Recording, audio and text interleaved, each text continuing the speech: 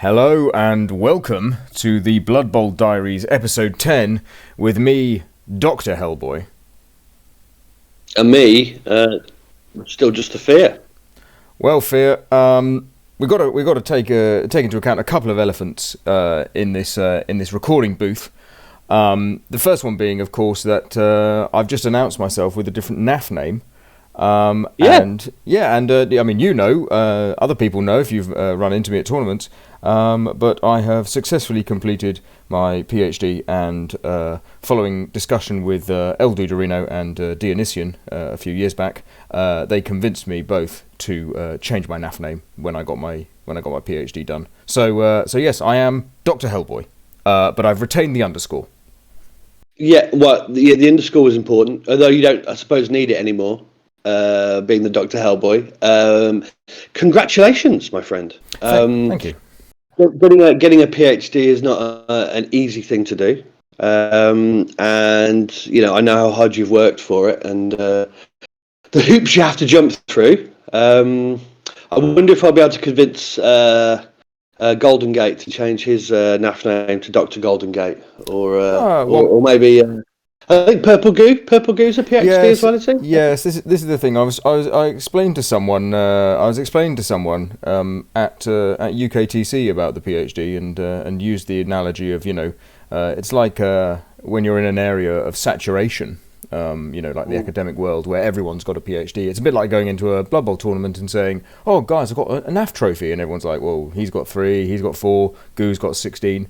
And Purple Goo looked at me and said, "Yeah, I've got a PhD as well." So it's a nice way to be brought back down to earth. But anyway, I wonder what's more common at NAF tournaments: PhDs or people that work in IT. I wonder. Oh, interesting one. Maybe at NAF Champs, I'll get up on the stage with a mic and go, hands up everyone who has a NAF trophy. Hands up anyone who has a PhD, and hands up anyone who works in IT. Yeah, we can see where that is. Right? The Venn diagram gets quite interesting, doesn't it? Yeah. So anyway, that's happened, right? That's that one dealt with. The other thing is, of course, is that we haven't done one of these podcasts for a little while. There's nothing really to explain. It's just more that we both went off to EuroBowl / EuroOpen in Malta, and then I promptly became ill pretty much the day after I got back, and you got ill as well. So we both kind of scuppered ourselves on the EuroBowl one. Then I had to finish my thesis write-up, as we just discussed. And then we just haven't really, work started up for me again. You've had some, you've been doing what you've been doing as well, real life kind of stuff. And we're back now. So, hopefully. I think I'm more than happy to say as well, to be honest. To a certain extent, I think everybody goes through this from time to time with Blood Bowl. My interest has waned a little bit over the last few months. So. I think there's been a whole kind of, do we have time to do it? When do we have time to do it? And at certain points, do we want to do it? But here we are now, wanting to do it and having time to do it, and being well enough to do it. And so I know we've got to maximise this moment, because next week we may not have the time or the inclination or whatever it is. So we will maximise this. So I think today we're going to, obviously we'll just find out what each other's kind of been up to with the Blood Bowl world, but then we're actually going to just rewind a bit and kind of pick up where we left off and look back at our EuroBowl and EuroOpen experience, because I think we do owe it to the podcast listeners. Yeah, we are in the tens of listeners now, so we do owe it to them to do that EuroBowl recap, I think. Yeah, absolutely. Do you want to start with what you've been up to? Yeah, I'll do a light touch on it. I finished off. So just last episode, where we talked about, I was going into Tackle Zone Star Division Season 4. I was going into the semi-final with my Amazons versus Strider, his Underworld. But you were due to play him on the Saturday, and I was due to play him on the Sunday. So just for the sake of tying that off, because we did promise we would update people how we got on versus Strider, how did your game versus Strider go? I mean, it's a while ago, but to the best of my recollections, I did not win and I did not draw. No. So was there? I think was it 4-0? Was it? Wow. I think it was because Strider not only beat you on the Saturday, but then beat me, but I lost less than you did. So that was my small little crowning victory from it, was that I lost, but I didn't lose quite as badly as you did. So yes, congratulations, Strider. That's 2-0-0 versus the Blood Bowl Diaries podcast team last year. Yeah. I think I also got a draw and a loss against him earlier on as well. So I mean, he's destroying us. I've beaten him. I think. Oh no, I beat him a couple of years ago in a NAF tournament online. One of the COVID ones. Yeah, me too. Yeah, I beat him in a TSD on Blood Bowl 2, I think. Yeah. Anyway, we're not doing very well against Strider. Anyway, so that happened. I concluded Super League that was running around then, and then I took a break from Super League, dived in, did a couple of games cover because someone pulled out at the end of the last season. I had a bit of time. I've been trundling along with TSD at the moment, which is going shockingly badly online. TSD still pound for pound the hardest league, probably ever. I'm 0-1-4 at the moment, and several of those 4 losses are dangerously close to being wins. But it's those small margins, and you learn so much from playing in that league. So that's really good. Worth mentioning that I've stepped back from adminning both Super League and TSD, and Strider, who we just mentioned, I think has picked up Super League. TSD, and Store has picked up Super League. So if anyone's interested in either of those two, those are the guys to go after now. Yeah, definitely message Store. Don't message Triple Skull. We will leave that open ended because I know Triple Skull will listen to the podcast. So there's a little dig at Triple Skull for that one. For his participation in Super League is interesting. The guy makes one click and it goes wrong. So. Anyway, so I'm starting the new season of Super League. That's my first match on that is actually tomorrow, and then TSD will finish on Fumble, so that's going. And then been to a couple of tabletop tournaments. We'll probably talk about those over the next few weeks and stuff when we do more podcasts. So those have been going good fun. I've been enjoying my tabletop, and I'm also running a tabletop league in my local game store. I started running that quite seriously, took on that, and we are in the final week of the regular season, and then there's a playoffs. We're only doing a grand final for the playoffs. There's only been 5 of us participating. We're playing each other twice. And it's been really, really good fun. I've taken halflings. For a while I was top of the league with halflings, and then everyone suddenly started gaining skills, and when 3 or 4 players have got block and the halfling master chef doesn't really do much, and you don't have a big enough TV gap yet to start inducing the big scary stars, halflings don't do very well versus teams like Khorne. So who'd have thought it, eh? Who'd have thought it? 3D into 3D when you're hunting a block or a POW is pretty good odds, isn't it?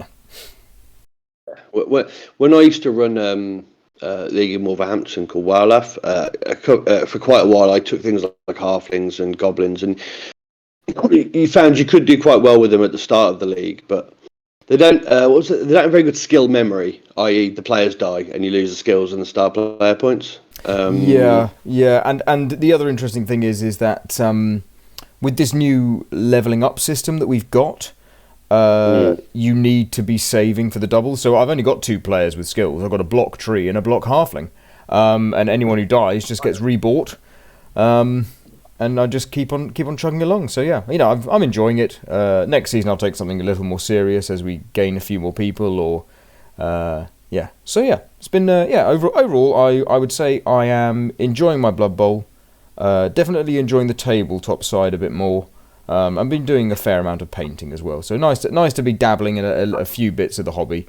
But I'm hoping that my Super League I'll be able to kind of get my head down and get some good focus in for the Super League games. So what about yourself? I know you haven't done a massive amount since EuroBowl, but what have you been up to? I mean, effectively, I don't think. I mean, other than going to UKTC, which I suppose we'll cover in a over the next couple of weeks. I think I have done nothing on Blood Bowl.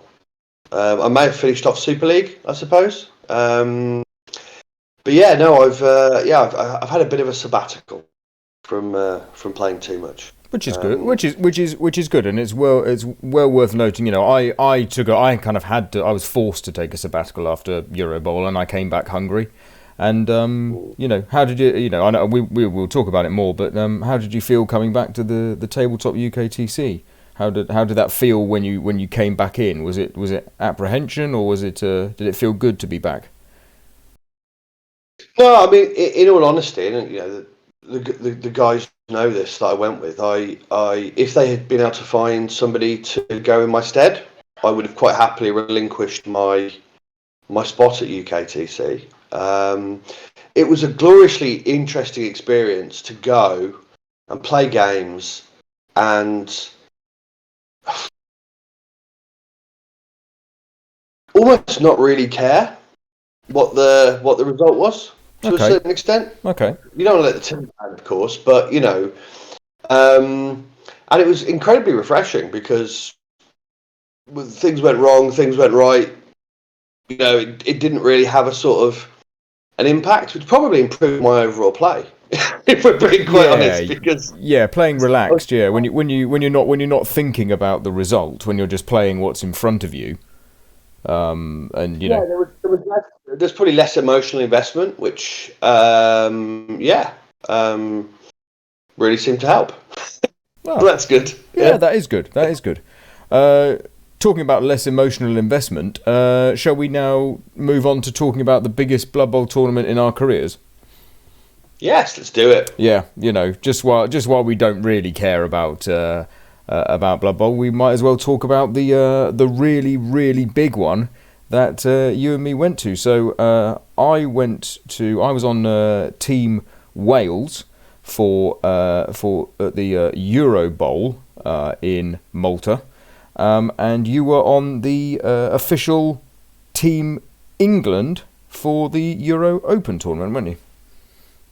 Correct. Yeah, I was. Although to be quite clear about this, you were selected for Team Wales. I was more of there was a last minute dropout. Who can we get to cover the spot kind of selection? Well, don't sell yourself short. Don't sell yourself short. It was well deserved in my opinion, and I know that Pete W thought it was well deserved as well. So well, that's kind. Yes. So I took Amazons, and I've been thinking about this actually. Just once we decided we were going to record, I started thinking about it, and I was like, what a pointless discussion that I'm going to have talking about these games, because this was the last ever tournament where the old Amazons were being used. So everything I talk about now, tactical, the discussion of the racial matchup, it's kind of changed quite a lot because Amazons have now changed. It's not necessarily the biggest change ever, but you now can't get your 4 guard blitzers. You've now got some strength 4, you've got the hit and run skill, you've got defensive knocking around. But I'm going to be talking about that standard. Everyone's got the same stat line. Let's go kind of Amazons. So that's what I brought. What were you bringing to the table? I took lizards. Yes. 6-block camo skink. There was 2 rerolls. Would I get an Apo in that with 12 players? You can get an Apo with 12 on that. Yeah. That's what you would have done. Yeah.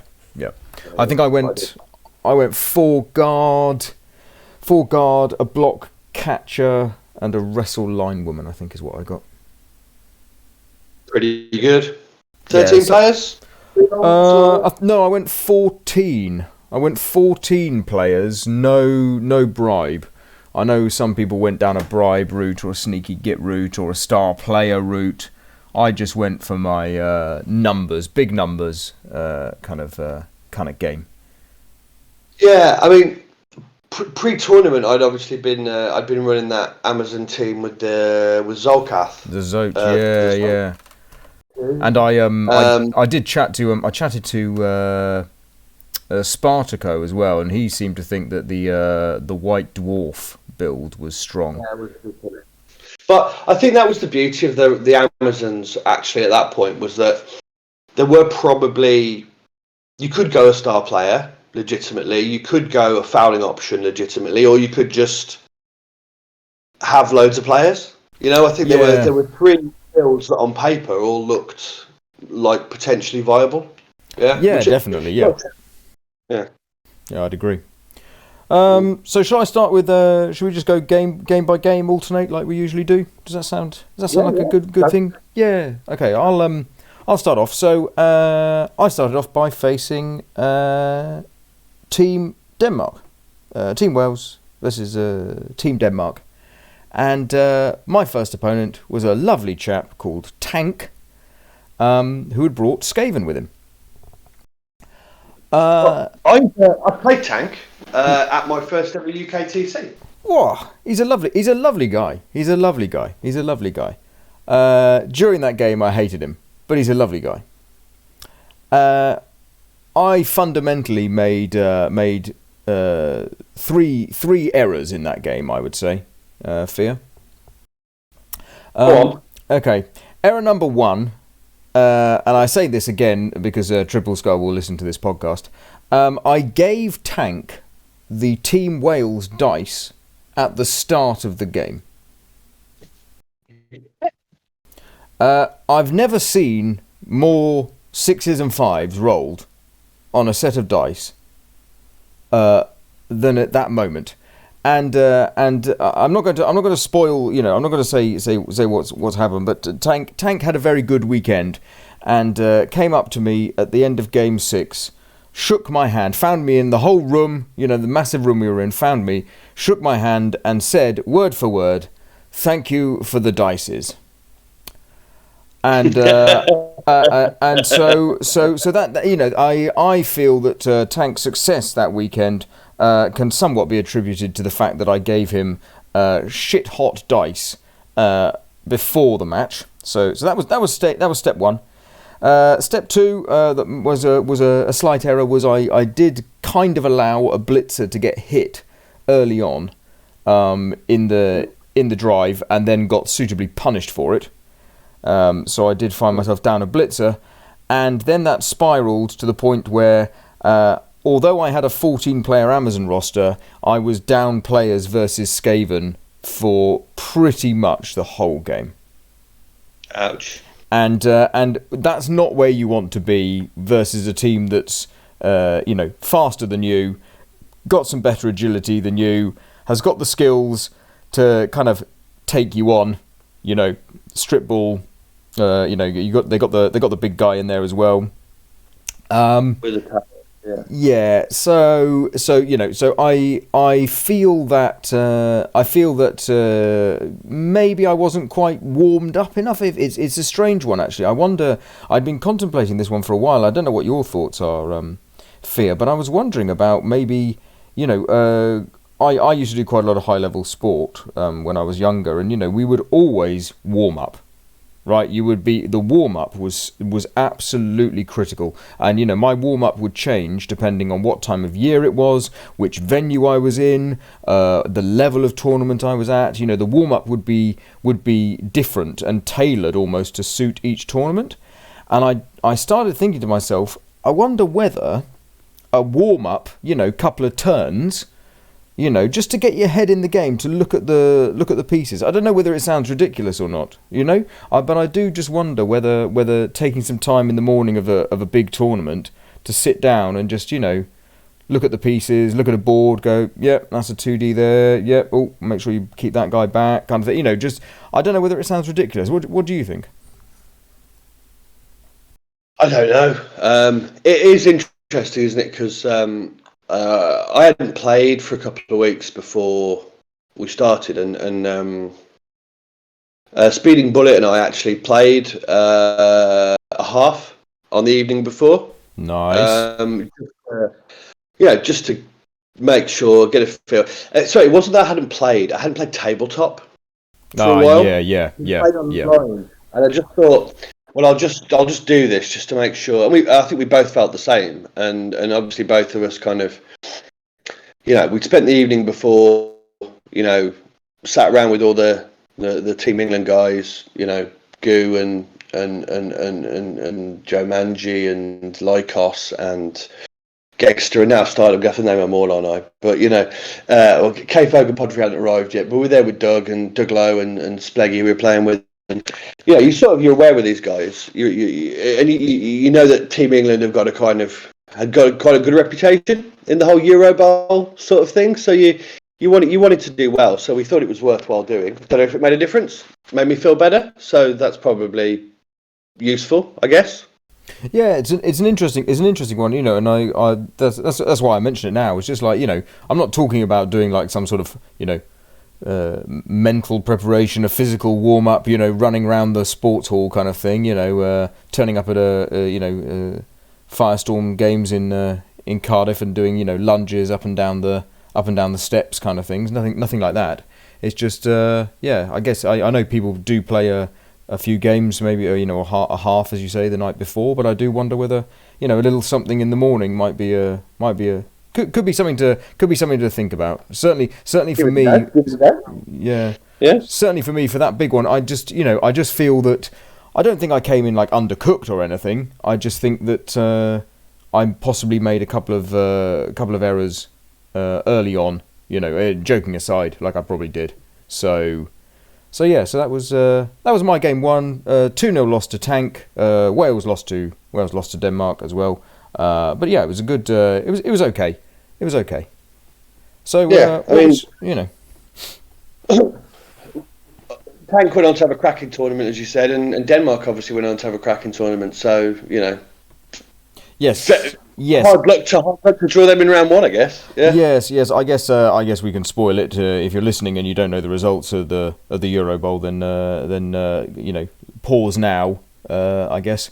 But yeah, so Tank went on to win the best individual of the whole EuroBowl, and Team Denmark won the whole tournament. So I guess if you're talking about the hardest person to face, game one, I guess I can be the answer to the trivia question: who did Tank beat in game one?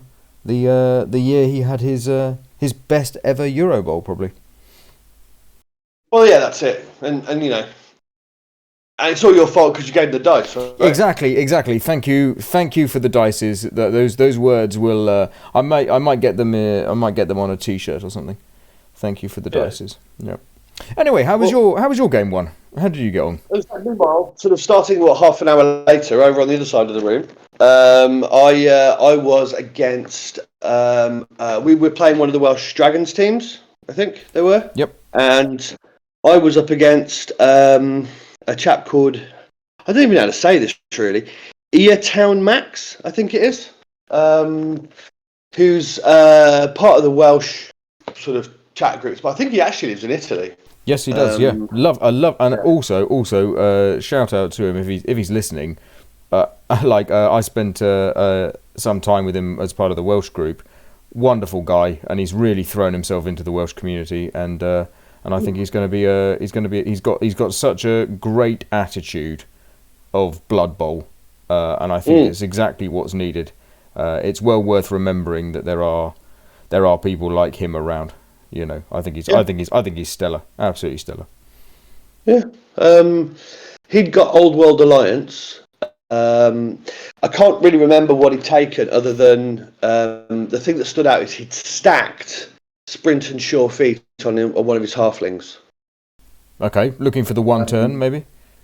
Yeah, clearly. So, and he kicked to me, and I had, to be honest, a reasonably pedestrian drive.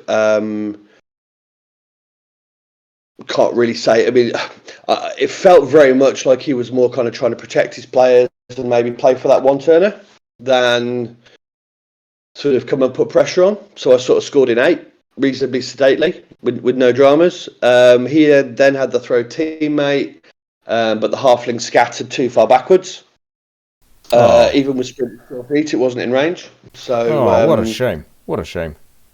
Shame for him. And then his drive was just the kickoff was fairly short. He obviously put some pieces to try and be in the way. Sort of, did he fail the pickup?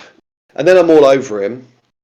And then he failed to dodge with his thrower away from my Crocs. Decided not to re-roll it. Thrower died or was casualty, but was removed from play effectively. So then I really am all over him. And then he just had one of those moments where his catcher hit a 4+ dodge, a 4+ pickup, a 4+ dodge, a 3+ dodge. Then went to throw a long pass in the sun. So it needed a 5 to launch it and a 6 for it to be accurate. Yeah? Yep. 5, so launched it. It scattered all round the ball, all round the target player, and then bounced into the target player's hands, who caught it. At this point, there was a slight sort of question about whether or not, like when the turnover happens, whether it happens when the throwers fail to hit a target or whether the bounce, and then the catch allows the turn to continue. And I think at this point, he obviously felt that it wasn't a turnover. I was conscious that of the two of us, I think at this point he'd played 3 tournaments. So I'm probably the more experienced player, and I really didn't know the answer. So we did just ask the ref just to tell us what the ruling was, and the ref said that it wasn't a turnover and that he could continue with the turn, which is fine, fair enough. I think he thought that I was sort of annoyed about the ref call, but in all honesty, I was more just, well, you'll find out what happens. So then he runs off, and I chase him, and he scores. But it's fine because I've got 3 turns to go and find a winner, and with lizards and probably the difference in experience, I thought I could probably do that. But I just couldn't pick the ball up. Just couldn't pick. Yeah. And it was so bad that at one point he dodged his halfling in who did pick the ball up. So it looked for a moment like I was going to lose 2-1. Oh God, yeah. But I managed to knock the halfling over, and we get out of it with a 1-1 draw. And I think the team, Spleggy, Speeding Bullet, and Doug Lowe had all done their thing, and I think we've won the round. But yeah, the combination of the throwing play and then just not being able to pick the ball up, including I think one turn where it scattered into the hands of at least one of the skink who just would not catch the thing. Put me on. The tilt slide started early, I think. Yeah, I guess that's fair enough. There's a direction of travel through this, which is going to lead us to a point. But anyway, yeah. Okay, so not necessarily the best start to the tournament for both of us, but we're still there. I think at this point I was 4 espressos in or something. On the first day I don't think I really had a beer until the evening. I think I kept myself on the coffees. Well, I know we're going with trying to go for a shorter run, but I think a couple of things are worth mentioning are that the setup of this thing was brilliant. The hotel, you got breakfast included if you were in the main hotel. There were buses to take us to the hall. There was lunch with, at lunchtime in the game. I think you guys had to play 2 games before lunch, didn't you? And we played 1, I think. Yeah, something like that. Something like that. I brought food wrapped in napkins from breakfast. I've done this sort of thing before, And then there was buses back, and then food. Then your evening meal was included, and again that was reasonably substantial, and choices, buffet sort of style with choices. And then be around the pool or inside with 400 or whatever it was, Blood Bowl players from across the world really, because Americans were there. Yeah. No, it was there was definitely a lovely atmosphere, wasn't there? The whole thing had a good feel. There was a lovely feel about it. So yeah, I definitely enjoyed that aspect of it a lot as well. Yeah. And look, the other thing I'll say is, look, I know sometimes, and I've heard it said, and I didn't really have an opinion on this, to be honest, but I think they're conscious of it. Some of the guys that are involved in Team England have sometimes felt that, people paint them as being unapproachable or difficult in some kind of way. I'll tell you what I found was that they were just incredibly friendly and welcoming, to be quite honest. And just really, to a man, really, just really nice people. I would absolutely agree. The the A team, the EuroBowl team, as it were. The only person on the EuroBowl team who I haven't really sat down and chatted to, although I've played him once, but that was a while back, is Lycos. But that's just because I know that when we sit down and play each other, we'll have a good old chat, and that'll be fine. But I played Podfree multiple times. Pete W, always have a good chat with him. The thing to ask Lycos about, the thing he's famous for amongst the group really, is that he's been to a lot of football stadiums across Europe, and he has a football team in every country based on which football stadium he's been to, which is quite interesting, because some of them are weird. In some of the countries, he's not necessarily been to the Premier team, that you'd expect him to support. So there you go. That's a tidbit about Lycos that he won't mind being shared. That's a nice one. Right, I'll jump onto my game 2 then. So game 2, we were then playing against the Corsairs, which was the pulled together. We don't have enough. We've got an odd number of teams, so we need to pull one team together. And my very, very dear friend El Duderino was on the Corsairs. And we almost got to play versus each other out in Malta, which would have been hilarious.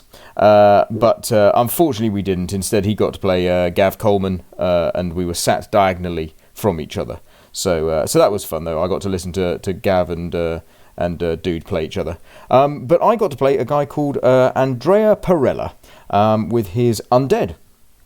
And I think this game was a really interesting one, because I won the toss and I elected to kick, and he failed the first pickup and didn't re-roll it, and I thought, okay, that's fine.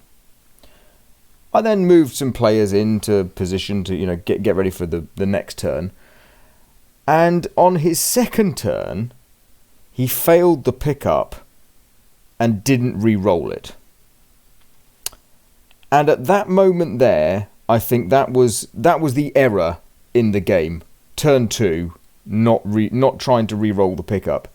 Because then, yes, I did hit a lot of dice. I did make a 4+ pickup and then dodge away and then, run some players through and stuff to try and make a screen, and then he didn't knock a blodger over on 6 dice. It's like there were things that then happened, but I went 1-0 and then I went 2-0 on his drive.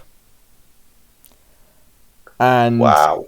Yeah, and it just felt, it was one of those ones where it doesn't just rain, it literally hits a thunderstorm. And basically, I managed to kind of not mess up my drive, but things went wrong in my drive, and it didn't make a shred of difference because I was 2-0 up and holding the ball. So, I lose a player. Okay. Oh, I've misplaced there. Okay. oh, I've lost another player. Okay, I'm still 2-0 up, you know. And he did eventually sack me, and unfortunately the ball scattered into the only square that he couldn't score on his last turn because he needed one extra square of movement. You know, he had to run around to get at it, and the only player that could do it couldn't get the whole way round, even with dodging through every tackle zone. It wasn't going to work. So so it was just one of those ones. So so a 2-0 win for me. But as I say, I feel it was just that early moment by not re-rolling on turn 2. Like I think the not re-rolling on turn 1 was absolutely fine, but on turn 2, you know, I had players in position to make a real nuisance, and he decided not to re-roll it. You know, so you know, it's just that's that kind of was the story of the game. But it is always nice being able to go up to your captain at half time and say, well, I'm 2-0 up on his drive. So that is always pleasant. However, unfortunately, the game kind of slid away from us in other matches, and as El Duderino will never grow tired of me saying, even though I won my game and Dude drew his, the Corsairs beat Team Wales. Oh. So yes, so I'm on a 1-0-1, but the Team Wales is on a 0-0-2. How did your game 2 go? Yeah, I mean, unfortunately, I can't remember the name of the team that we played. I know that I played against a guy called Davey SP, who, can't remember. But it was your favourite matchup. It was the old Lizard Dark Elf. Lizard Dark Elf matchup, but it got a fairly sort of standard Dark Elf build.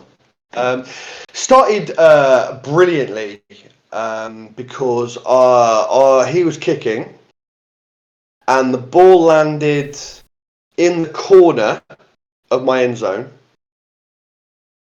and he got blitz. Oh, the old overcommit, run the risk. How many do you send through in case it is a touchback? Oh gosh. Yeah. Sorry. It landed in the corner, and then it bounced into the very corner of the end zone. So it landed in like one square diagonal. Okay. So it was never going out, and then it bounced right into the corner. Oh yeah. Oh god, the pressure of the pickup has to be a reroll. Has to be a reroll.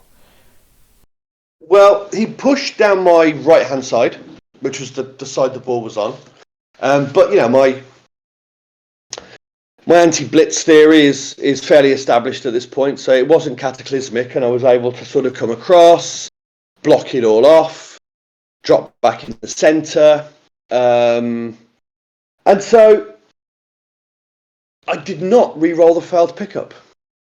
Whoa, okay. On the basis, I counted the squares, and it couldn't really land anywhere that was terrible. Yeah? Okay, yeah, okay. And it bobbled one square along the end zone. So then he sort of comes forward in the middle and sort of keeps the pressure on. And so we get to this point where I've effectively got all of my team sort of lined up, you know, halfway in my own half. And he kind of committed more to my right hand side and to the centre. I picked the ball up, and you know, we get it boxed off, and I'm able to sort of get it secure. I lost the Saurus to a block or a blitz fairly early on. I'm then unable to dig another Saurus out because he's just committed so much to that side, and he really wants to surf this Saurus. So it gets surfed, and because I'm trying to protect the ball on the other side of the pitch, there's not a lot I can do about it. you know. But him doing that just leaves acres of space for me to run up my left-hand side. And so I happily eat up the space. So despite being 2 players down, I'm now rapidly heading over halfway without a lot in front of me. And he gets kind of back, and I've got the sort of I can now run diagonally across halfway and probably establish myself slightly on the right-hand side of the middle. And once I've done that, it's going to be touchdown time. It's just going to be whether or not I can, whether I have to score on turn 7 rather than turn 8. That's the only real question mark. Blitz a gap, move everything through, and then I'm left with a choice to sort of finish off my cage. I'd sort of pushed the Saurus and the skink further ahead, and he kind of knocked the skink over. So I can either take a 3+ dodge with my skink and kind of run it around, and it'll sort of form a bit of a screen to block, so he can't get through to hit my ball carrier. Or I can use the Saurus to take a 1 dice block, which will move the player that's marking the skink, and then the skink can run off without needing a dodge. Okay? Okie dokie. And on the basis that the player that I would have to hit or dodge away from has tackle. Oh, well, that's a straightforward choice then. Yeah, you take the block, right? Yes, because absolutely. 1 is 36. Yep. Score, reroll skill. Oh. In comes the witch, bang, bang, ball's on the floor, he picks it up. All of his players that were now wrong side of the ball are now obviously very right side of the ball, and off he goes. Yeah, and it's 1-0 to him at half-time. I remember this. I remember this story from the day one beer beside the pool that you were talking about earlier, Fear. I remember we sat there, and we touched briefly on day one, and I remember this story being told with a tear in the eye. Yeah. His drive then, I just throw skinks through the line to try and see if I can get him to do something stupid. So he hands off and potatoes his ball carrier. I get dice on it. I get more dice on it because he blocks with it rather than sort of blitzing and running away. And so I get an opportunity. And look, I think I get 1 dice on it. Maybe it's a blodger, so you're not really a high chance of knocking it over. But I work quite nice. I was quite proud of myself. I take a 2 dice uphill block with a skink, with pushes to put it to put the ball carrier next to the sideline, and then I have a 3+ dodge for a 2 dice uphill blitz with a skink that would have surfed it. Very nice, very nice. Sadly, I find a both down or a skull or something. So anyway, he then trundles it in for 2-0. I pick the ball up and score in 2 or 3 to make it 2-1. I'd almost rather have traded that pick off for the game before. So there we go. That's that. I think Speeding Bullets won. I think Spleggy's won. I think Doug might have lost, so I think we might draw that round. I think we drew that round. Yeah. Okay, but still doing fine though overall. Yeah, so I think at that point, Spleggy and Speeding Bullet are probably on 2-0-0. I think Doug Lowe's on 1-0-1, and I'm on 0-1-1. Yeah. Yeah. Fair enough. Yeah. So as I touch on Team Wales 0-0-2, you don't expect to then run into Team England on game 3, do you? No, well, they weren't obviously having the best time either. No, it wasn't. No, it wasn't unexpected. It was them probably. Yeah, it was definitely an interesting one. Yeah. So yes, we all shook hands at the start. Hi, nice to see you. And I got to play versus my dear friend Podfree. Hey, absolutely love playing Podfree, as you know. And Podfree had brought dwarves. You also know my opinion on the dwarf Amazon matchup being possibly slightly more favoured to the Amazons. This is obviously the old Amazons. It's not as bad as people make it out to be. Certainly in the NAF format, it's nowhere near as bad as people make it out to be. And Podfrey himself started the game by saying, "I wish I was on your side of the table." So that was good as well. Well, I mean, the man has had very high rankings with both dwarfs and Amazons. Indeed. I think the dwarfs have dropped away a little bit now, but yeah. So he clearly knows his dwarfs and his Amazons. Yeah. Yes. And yeah, and we sat down, and an interesting one for the tactical listeners, the people that enjoy the tactics of the podcast, was that Podfrey actually fielded both runners, because he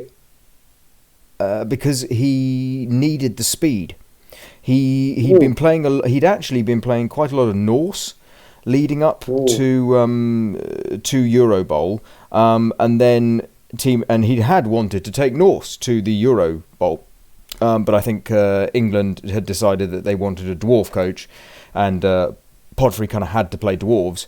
But he'd said to me he was really struggling with the speed. He just hadn't got the games in. He wasn't used to playing the dwarves in, like, you know, when he'd done it before. You know, he's one of these guys that would play one race for a year. You know, let's go. Yeah. I'm gonna just get every match up under my belt, and you know, let's go with it basically. So yeah, so Podfrey actually fielded both runners, just to have speed to kind of deal with what I was going to be doing.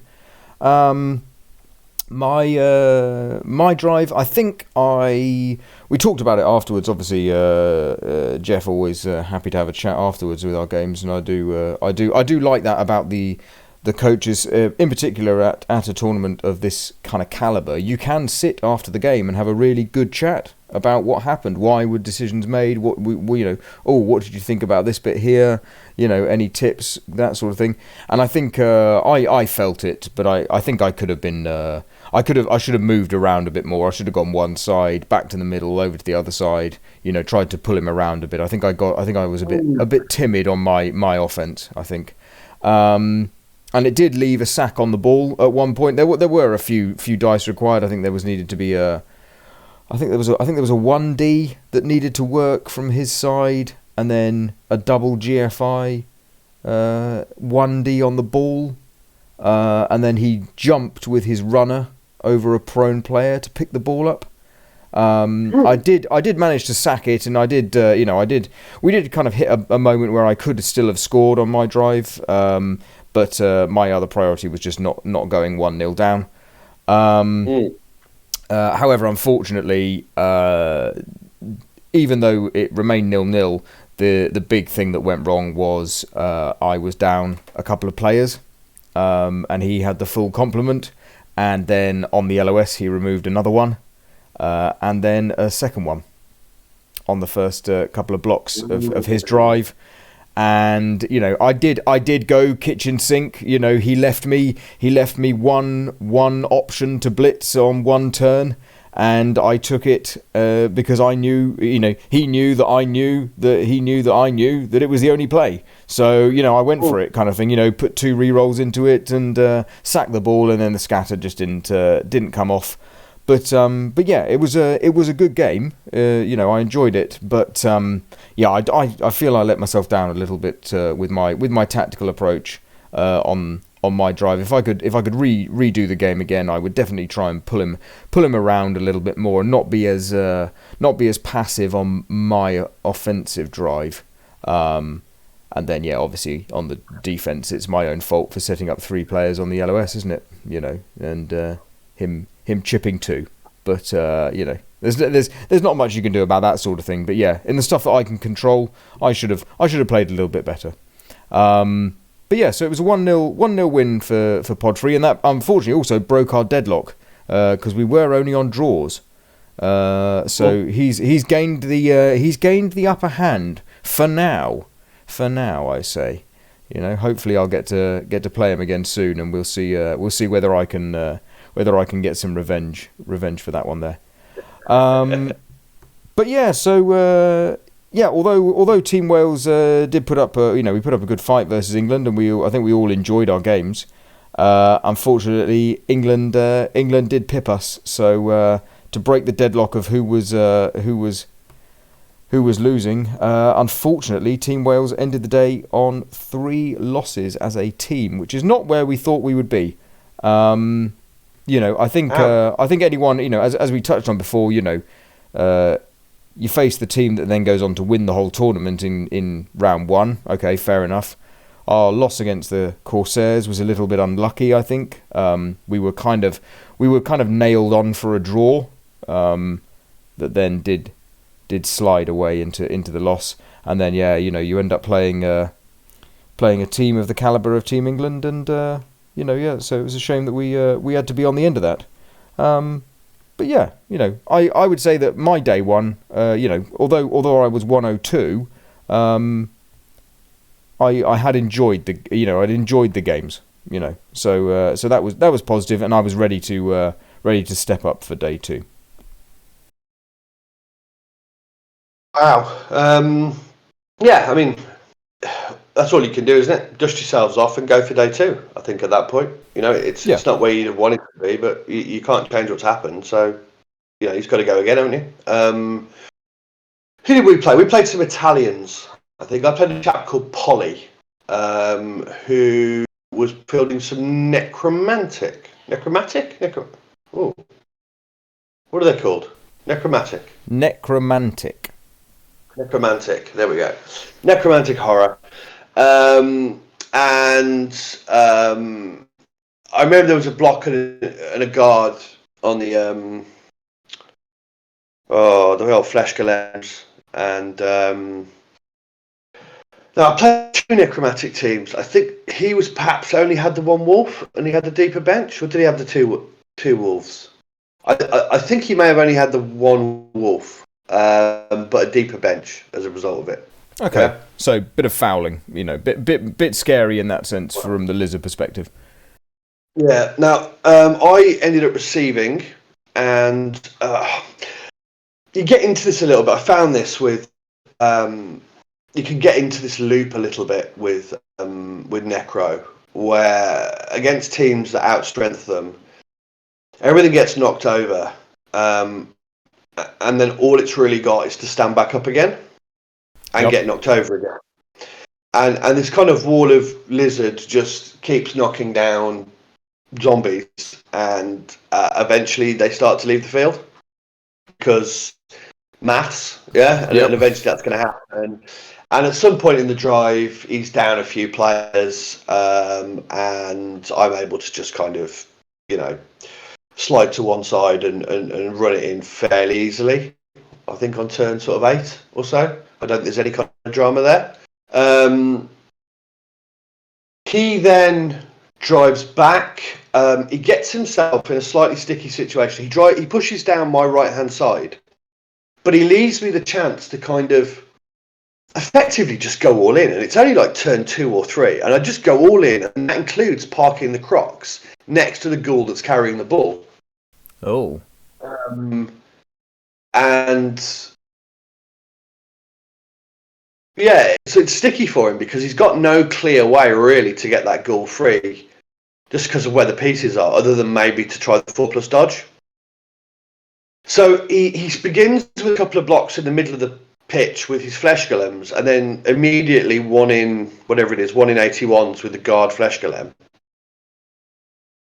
So now it's my turn, right? and I've got his ball carrier base with my Crocs. And if I block it, if I don't knock it over, if it's a push even, then it's parked up against the sideline, with the Crocs. So it's going to need 5s to get out, yeah? So I throw a couple of blocks, then I throw the Crocs block. Obviously, I 1 in 9 that. So then it's not even a problem. And he runs away to score for 1-1. At this point, we've also got sweltering heat going on. Oh, no. And so not only is he down players, but also the sweltering heat kicks in. And I think I'm attacking with like 10 versus 7 or something on the short drive. Okay. So, it's rudimentary. It's 2-1. There we go. Unfortunately, to my memory, I think the others may lose.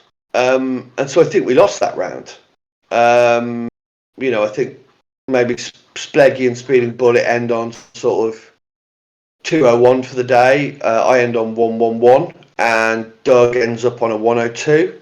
And I think we're 111 as a team at that point. Okay. Which, I suppose, Spleggy with his high elves and Speeding Bullet with his wood elves, had decent days. I know Doug was a bit disappointed because I think he went in. Did he go into the tournament as the world's number one Khemri player? Maybe. I think. I don't know. Yeah, I think he might have had the world number one spot for Khemri going in, but obviously that's got slightly ripped up by a 102. And I've just had, I suppose, after the first game, after the first two games, where I'm acutely aware that I'm playing people that have got, with all due respect, probably newer to the tournament scene, and they've got kind of win rankings that are well lower than 50%, and I've kind of got a loss and a draw, and I feel like nonsense has happened. And then even in this game, we were getting the win.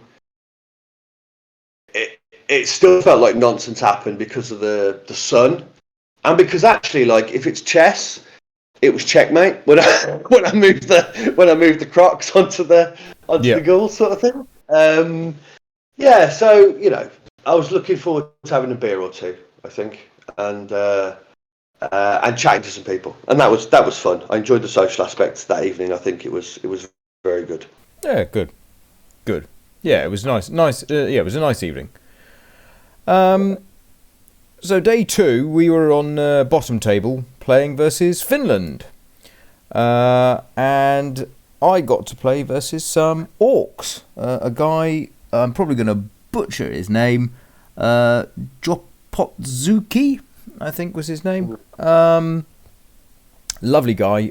Finland gave us an amazing gift as well. Oh, what a beautiful gift. A bit of reindeer antler with tern carved into it. So it's a turn marker. So that is now my turn marker forever. Just brilliant. Just really, really, really, really nice gift. Really like that gift. And it was interesting. Orcs were a good pick, I think, for EuroBowl. But bizarrely, this Orc build was kind of built to hurt teams that only had 11 players. There was the Sneaky Git Goblin. I think there might have been 2 goblins on the roster. One of them had Sneaky Git. And unfortunately, I just got the feeling that this roster was not one that wanted to run into 14-player Amazons. Especially when the Sneaky Git Goblin on the second foul rolls a double on a stun after breaking the armor and promptly gets sent off. Oh no. So it was quite a. I think I had to do the drive, and I did an 8-turn drive, and there was some shenanigans that made it. I think I needed a block and then a dodge, I think, at the end, to eventually score. But I get the 1-0. But then I started chipping the odd orc, and then, as I say, I think there was at least 2 goblins on the roster, maybe even 3 goblins, and it's just not the right roster for versus Amazons. I could see it being a problem versus teams that have only brought 11 players, versus possibly a Dark Elf team. That could have been quite an unpleasant matchup for the Dark Elves, because anything that falls over, the Goblin can step on, and as long as they don't roll a double, that Goblin can keep on fouling. But for me, I wasn't that concerned in the matchup, and I actually managed to successfully turn the Orcs over, not once, but twice, and comfortably got a 3-0 win. And yeah, I just think, I thought the guy played, he took it very well. I'm not, as I say, I just think it was just the wrong roster. You know, my game 5 is actually against Orcs as well, with a different roster, and when I come to that, you'll be able to hear the difference. There was it was chalk and cheese between the two rosters, and I just think that this one, it was just a really, really favourable matchup for me, the way that the roster had been built. So, you know, it was just a little bit unfortunate, I think, for my opponent. But yeah, no, it was a good game. And yeah, so I managed to get a win. So I was then sat on 2-0-2, and I can't remember what Wales did in that one. I'm not sure. I don't think we won that one. We might have even lost that one as well, actually. Yeah, I think we did lose that one. I think we lost that round as well. Yeah. Oh, dude. Yeah. Not what you wanted first of all, either. No. But I mean, yeah. to put it to kind of just give a taste of where we were at. When we went into round 5, I was board 2 on 2-0-2. Wow. That's where we were at. Yeah. I mean, look, I suppose we were talking, we saw each other. You know, it was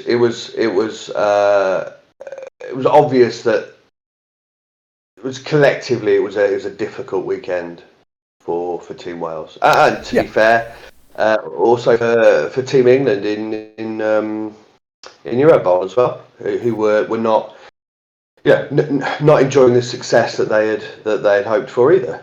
No. And it's interesting to me that even in a tournament with 8 players that you would think would be, I guess, less, prone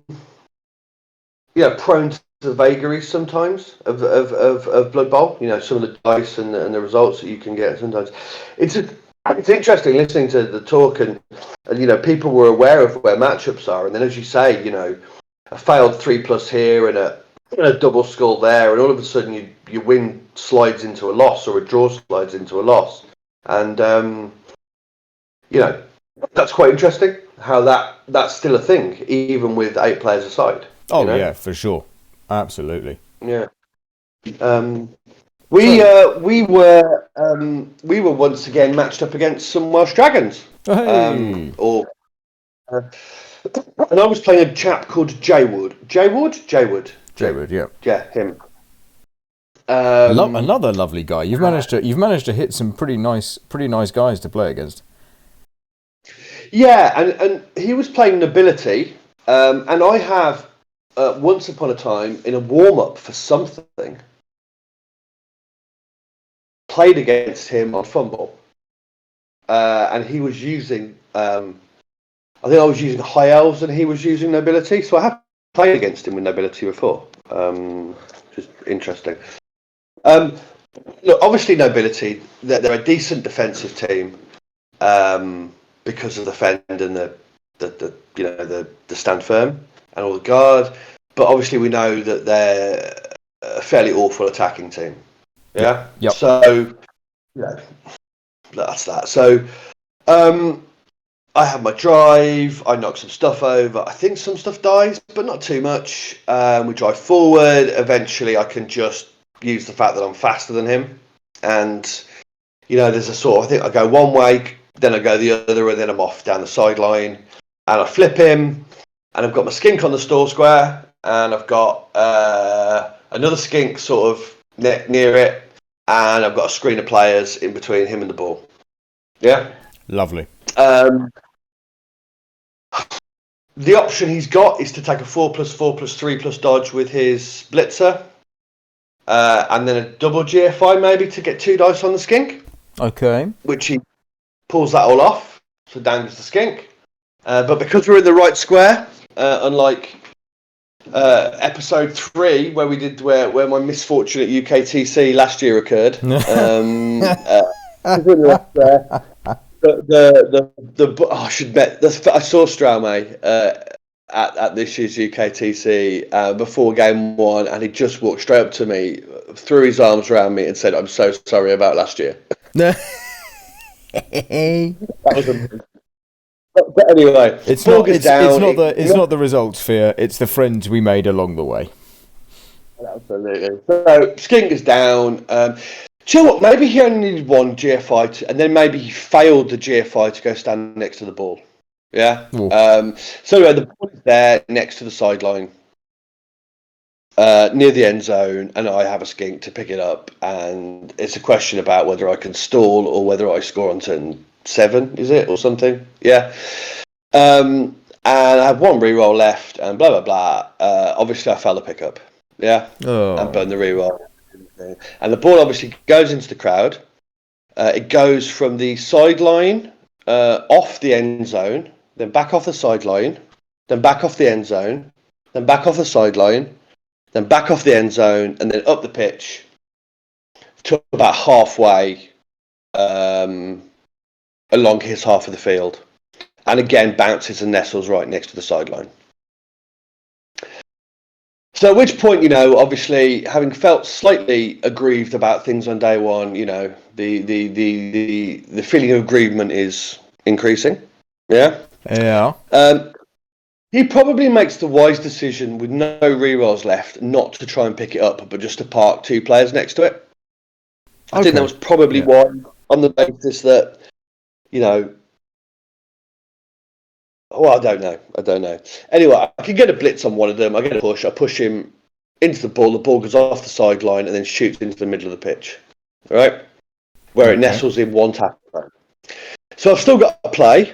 And that play is a 3+ dodge, 4+ pickup.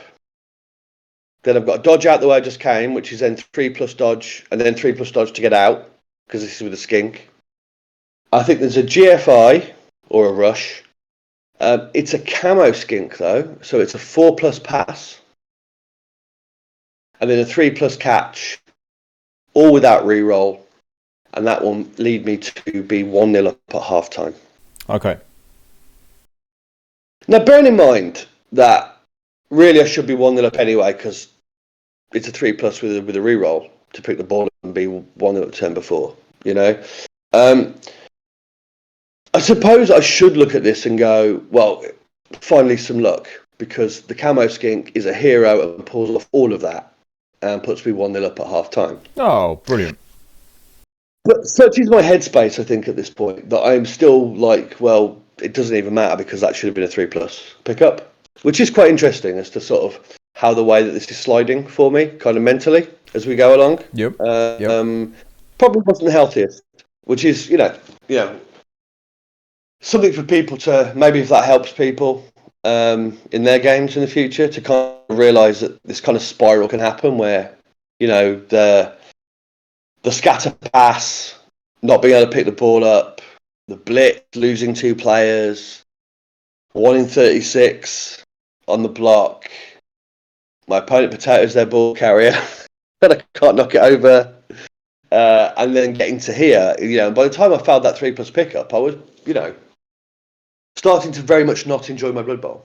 Yeah, even when I hit that play. But anyway, we go in 1-0 up. Look, it's incredibly difficult to attack with Imperial Nobility. He plusses down the left-hand side. He gets himself, I've got a bit of an L shape going on. He's in difficulties. He does exactly the right thing at the right moment. He kind of pushes the panic button.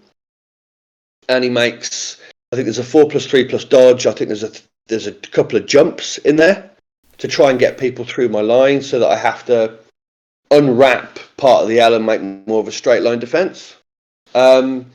He then tries to move the ball sideways, and he needs in order to make it sort of safe, he kind of needs to take a 1 dice block with his ball carrier on one of my storages. Okay.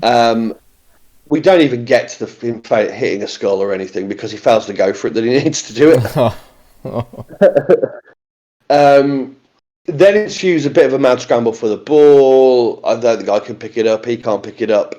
On his turn 8, he's got one player in scoring range, and it has literally got an entire team of lizards around it. So even if he does pick the ball up, he's going to need like a 5+ pass, and then it's a 6 to catch it, and God knows how he gets out of there. It's like 6+5+ dodges. As it is, he still can't pick the ball up, so it doesn't even matter. And I take a 1-0 win. So I'm now 2-1-1.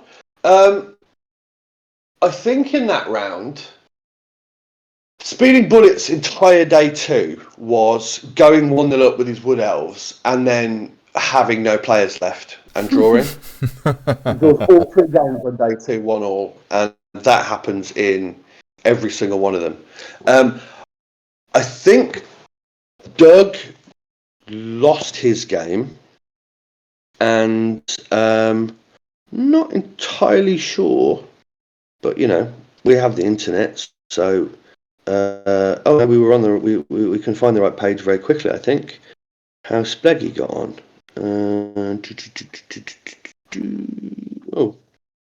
Oh yeah, there we go. He played a lot of tournaments to Spleggy, I tell you. Spleggy got a draw, so we've got a win, 2 draws, and a loss. So then we draw that round. Yeah. Nice. Something that it's occurred to me as well. I think just touching on what you said about that mentality side of things. So you're 2-1-1 at one of the biggest tournaments, in the world. Yeah. And we haven't, you and I haven't spent every minute with each other that tournament, but I definitely remember going over. I think it might be even game 5. I go over to you. I can't remember what happened in it, but I go over and I'm looking at it and I'm just like, oh, this isn't who you are. There was definitely, it definitely felt like there was something not right at that tournament, And I think I think it is worth mentioning, both you and I, and listeners to the podcast know that we are always looking for, don't complain about the double skull that loses you the game. Complain about, what was the error that meant that you ended up in that position, and how can you improve on that, and it is tough sometimes, when you are, although we both enjoy, what we might refer to as a little bit of adversity, it's nice to have tough games, it's nice to do this, it's nice to do that, it's nice to wrestle with the problems. Sometimes it's also nice just to roll a 3+ and score, right? And it... Look, and I'm in a space at this point where, at the Water Bowl, we talked about that in one of the early episodes. I made some mistakes and came out with a 2-2-2. And at UKTC, I made less mistakes, but I was playing better people in some of the games, like 200 ranked kind of players and stuff. And I came out with a 1-for-1, and I was quite happy to sort of focus on the mistakes that I'd made. This is weird because I'm sitting here looking at it going, I don't know what mistake I've made. Yeah. Yeah. And that is understanding that actually sometimes we can take this game, this silly game, far, far too seriously. And that actually there are still dice involved. And sometimes you can just snake something and it was the right play. Yeah, if there is nothing left to do other than roll the 3+, pick the ball up and walk it in, and you roll a 2 and then a 2, well, that is what it is, isn't it? That's it. Right. Well, on board 2, what's going on, mate? Well, we are then, Team Wales is then playing Team Malta, and I then have the best game of the weekend. Not only was it, the game where I enjoyed the tactical side of things, my opponent was good, he was a lovely guy, we had hilarious times, the game had everything in it, right? The game had drama, everything in it, and I remember playing that game going, yeah, this is the kind of game I want to be playing, okay? So his name was Barthelsar. That's Bar with three A's. Balthazar. Right, there we go. Okay. And he's brought orcs. And as I touched on in Game 4, he's now brought an orc roster that is a little bit more problematic for the Amazons. Okay, we've got some guard, we've got a troll. He's using the Grebo orcs, by the way, and painted them beautifully. He kicks to me, so I'm receiving, and I immediately on the line on the LOS, I immediately KO a big un. Nice. Boom, Apo comes out. I'll Apo that KO, he says. And I'm going, oh, I respect this guy. I like that Apo. That's a correct use of an Apo. That is a Dr. Hellboy approved Apo right there. Love it. Love that Apo. The next block, I KO another big un. So we have a little bit of a laugh, right? We have a laugh about it, right? You know, I mean, you know, in the words of Tank, thanks for the dices. So that's a great start, right? You know, removing a big one is a great start. The drive is really good. I have a slight advantage in the fact that I've just played against orcs, right? So my game 4 has been against orcs, and I've completely dominated them 3-0. But the other thing is I'm used to the big uns movement 5. I know where the blitzer can get to. You know when you got that feeling, you know you're just like, yeah, this is bread and butter here. So my drive, I felt very comfortable. I moved from side to side, pulled him around. It was almost a mirror of the previous game's first drive where I went 1-0 on turn 8. I went 1-0 on turn 8. Lovely, nice. lovely stuff. You know, and I enjoyed it. We had a good chat. You know, there was things happened. It was a good half of Blood Bowl. Then Balthazar sets up for the throw teammate. The one turn he sets up for the throw teammate with his goblin and troll. And I set up my defense. He sets up blah blah blah, and I put the ball in the sweet spot for the kickoff.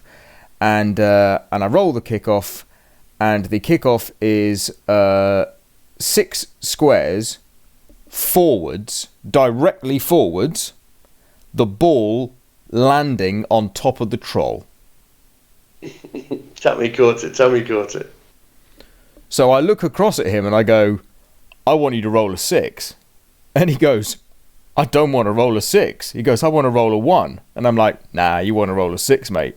The troll wants to be a hero here. He wants to roll a 6. And so he puts the dice in the dice cup, rolls the dice, 6.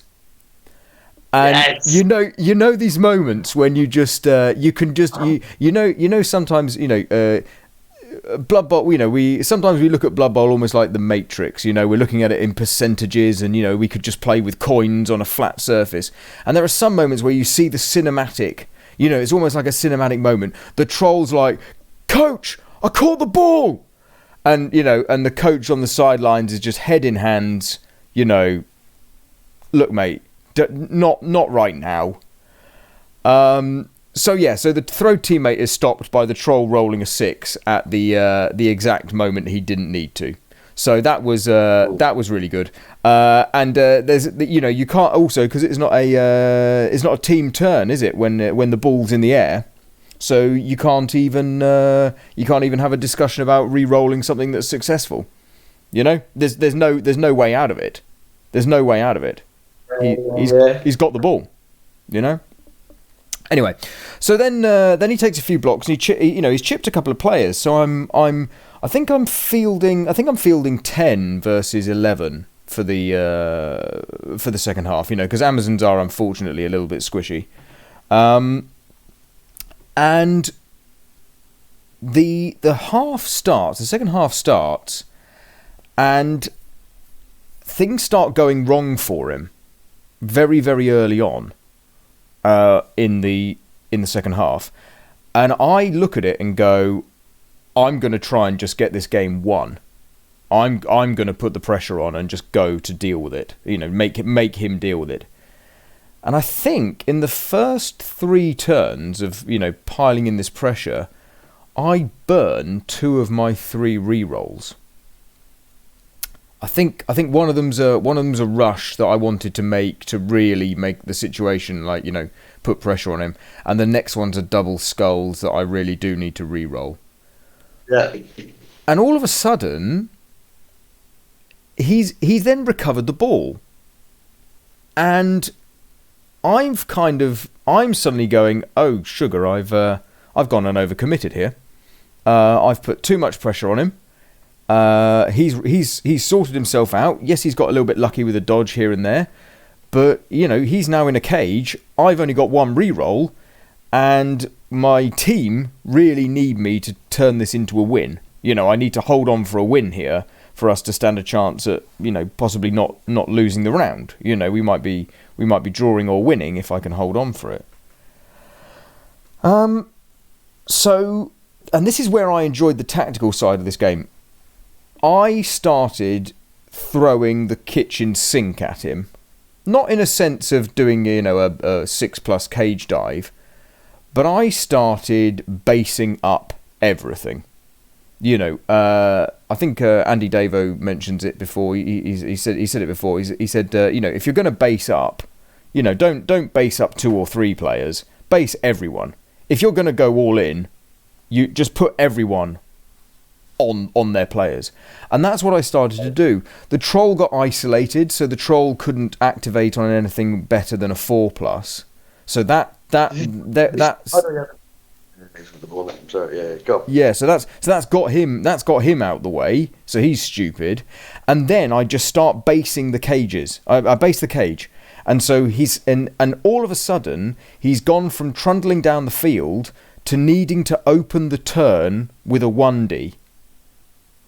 So he's going to have to open the turn with a 1D with a blockless player that will then get some 2Ds going, but then he'll get one 1D without block, then he gets 2 2Ds, and then he's got another 1D.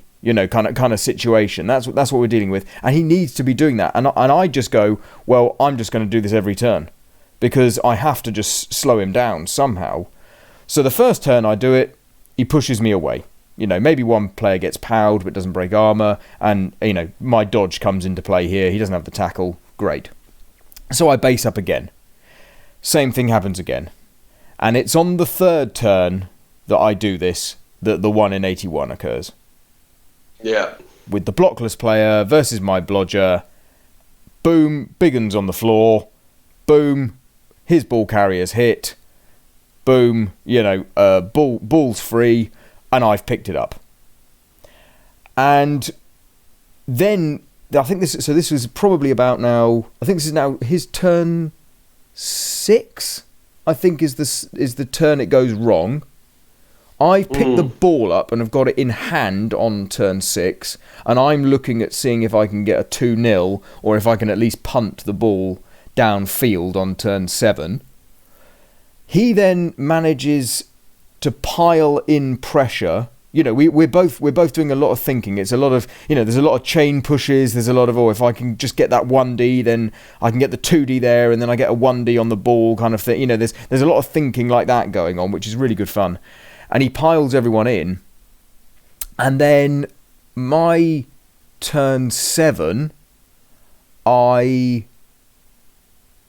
think I can't get the ball safe. Like, I can't even cage it properly. Everything's so clustered together that I can't kind of cage it properly. So I kind of try and put the ball basically as far away from my end zone, knowing it's going to get hit.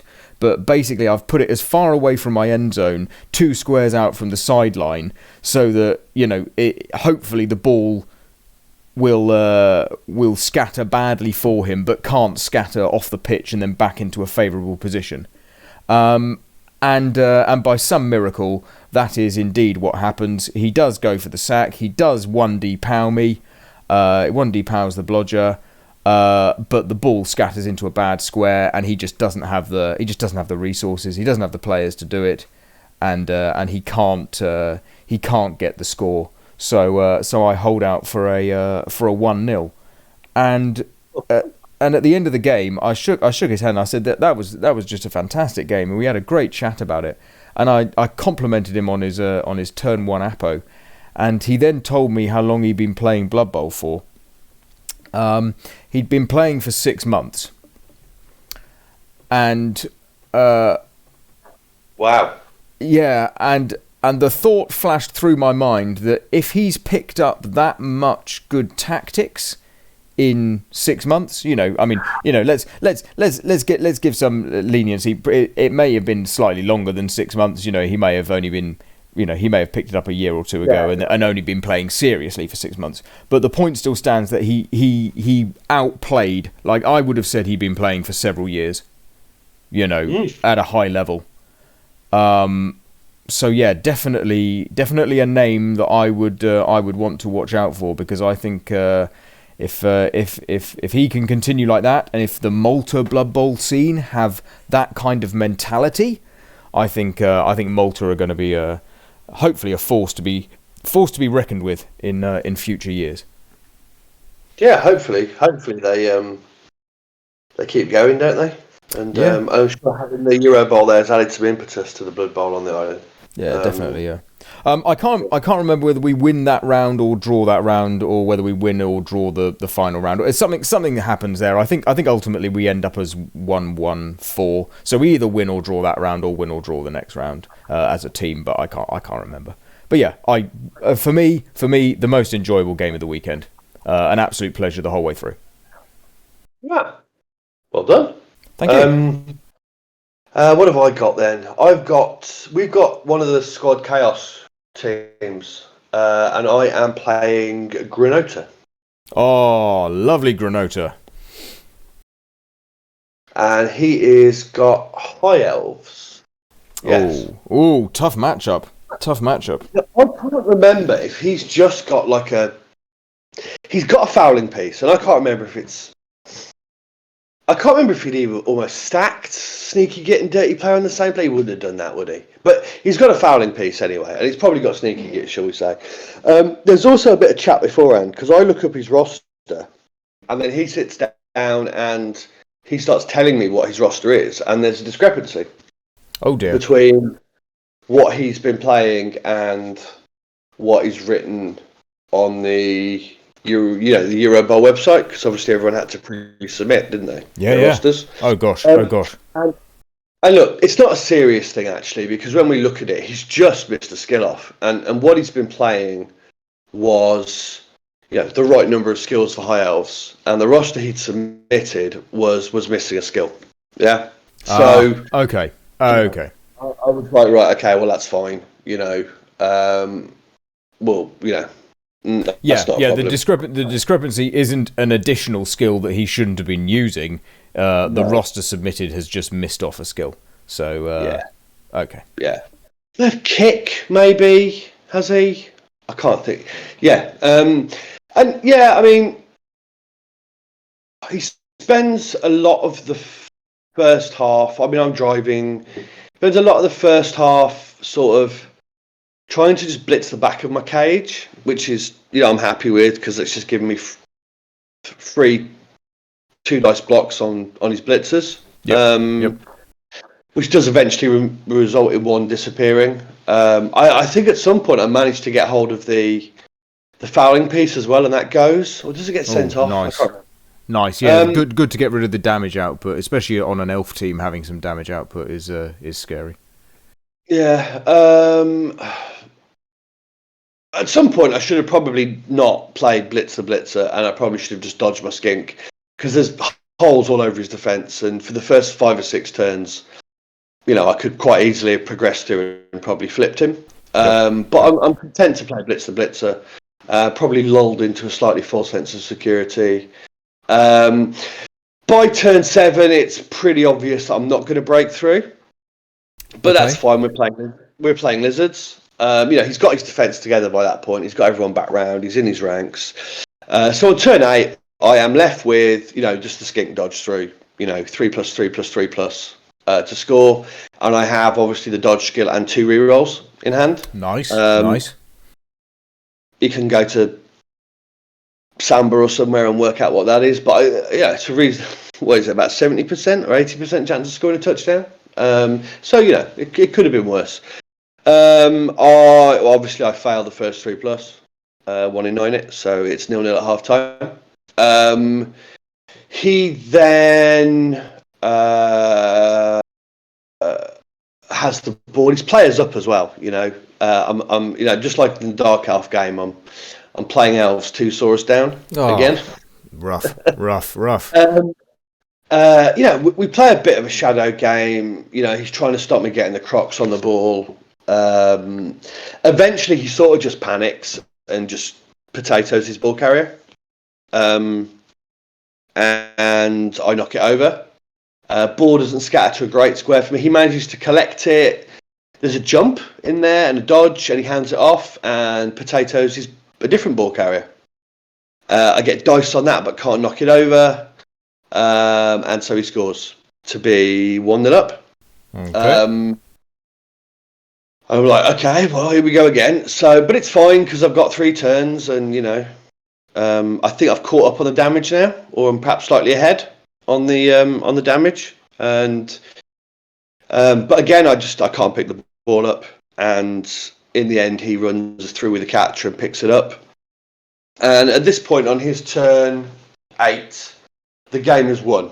Yeah, because he has the ball in the hands of a catcher, 2 squares away from my end zone, and the only piece that I have in range is the skink that would need to both blitz and pick the ball up and throw it, which obviously it's not allowed to do both. Yeah. Yep. Correct. So the game's won for him, 1-0. He then decides to make the 2 rushes without reroll to score to go 2-0 up. And obviously a failure on any one of them would give me the chance to draw the game. Yeah? Yes. And he absolutely doesn't need it because the game is 100% won. Yeah? Yes. Well, he makes both the rushes, obviously, and scores to go 2-0 up. And that is the point where I have to leave the room. Because, I've gone off the... I'm going off the reservation at that point. The combination of the sort of the potato in the ball carrier, being able to recover it, potatoing it again, not getting knocked down, and then that with just the game absolutely won. Still rolling dice and almost trying to sort of throw it away in a way.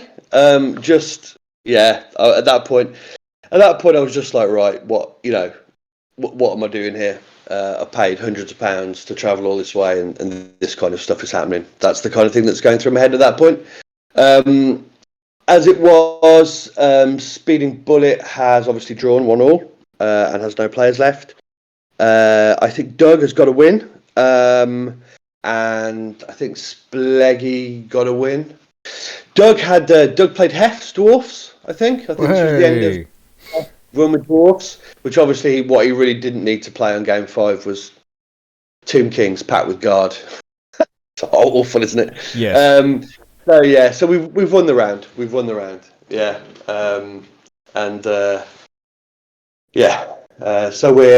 I've lost count of where we are. I think we ended up. Did we end up 3-1-2 or 2-3-1, something like that? So yeah, we've won that round. Roll into some French people in round 6. Okay. Well, our round 6 we played the Czechs. Ah, nice. Yeah, really nice, and nice guys as well, because I know that they've been playing quite a lot with the Austrians, and there's some nice movements in some of the smaller EuroBowl nations to try and improve. And the Czechs are definitely in there as improvers. And I also got to play someone who is involved in the Twitch community quite a lot, a guy called Ernadar, who also played Duderino as well. So he was thrilled to have been able to play both me and Duderino as he watches Andy Davo's stream. So he was lovely. And he brought Undead. So I've played Skaven, Undead, Dwarf, Orc, and Undead, and I'm fine with that. And I sit down, and I'm sure he won't mind. He won't mind me saying that we sat down, and he told me his roster, and he'd taken a skill on a mummy. What skill had he taken on his mummy, Fear? Grab. No, not grab. I'll give you another guess. Jump up. Jump up. No, didn't take a double. Didn't take a double. No, it's a primary. I'll give you one more guess, Fear. One more guess. Guard. Oh, no. Brawler. So taken Brawler on a mummy, and just quietly, I think Ernadar and I did discuss it later. I don't think that Brawler is the best choice of a skill on a mummy. No. And I can tell you how many times Ernadar used it in the game. He used it once. And I can also tell you how many times he tried to use it in the game. That's also once he tried to use it on a blitz. So, and I did have to nicely point out that Brawler doesn't work on a blitz.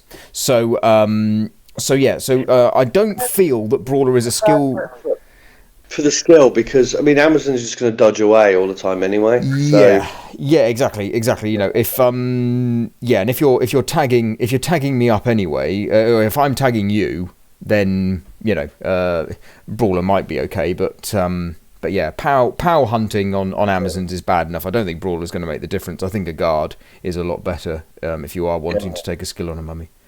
So I kicked to Ernadar, and it was a slightly frustrating half, as I managed to get 6 or 8 dice on the ball carrier, and didn't knock it over. And this wasn't. This is not to. It wasn't that like Ernadar was, wasn't playing badly or anything like, it wasn't just leaving the ball open. It was more that, I'd just played a game where I'd had to do quite a lot of tactical thinking, particularly in the last 3 or 4 turns, and we were both looking for chain pushes and that kind of thing. So my head was kind of right in the point where I needed to be.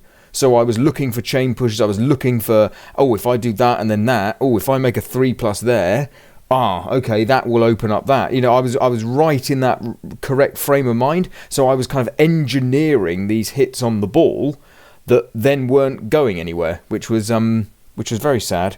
I did finally sack the ball, but he managed to pick it up and run off with it and still score on turn 8 for the perfect 8-turn drive.